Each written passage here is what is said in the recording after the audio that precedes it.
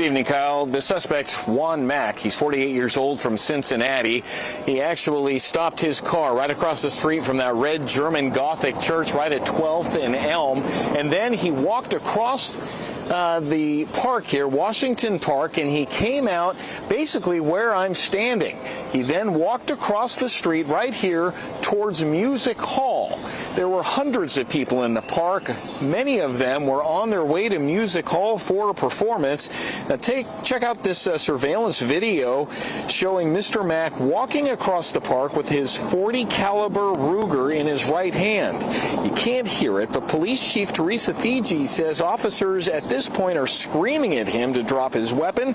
He does not comply. He just continues across the street to Music Hall, where he stops and begins yelling at the officers.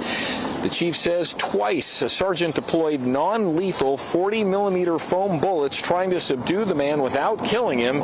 It appeared to only agitate him, but at one point it sounded like he was going to give up. Lay it down. Lay it down!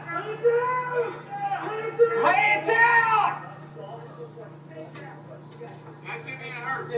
Just lay it down, man. Stop. Stop. Stop. Put the gun down. Stop. I'm gonna pop back. I'm gonna pop back.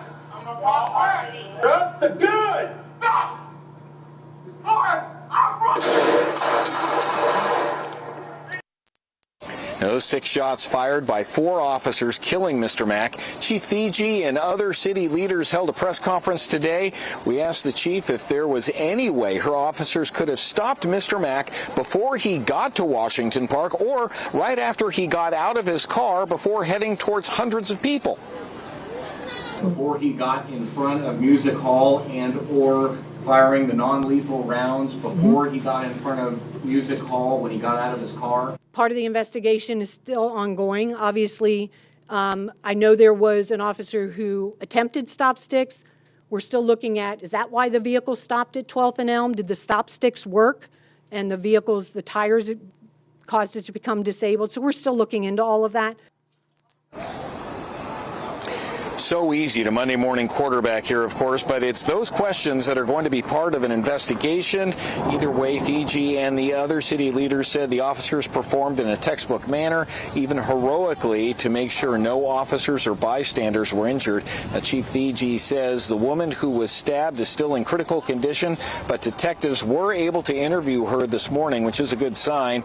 Now, we know that she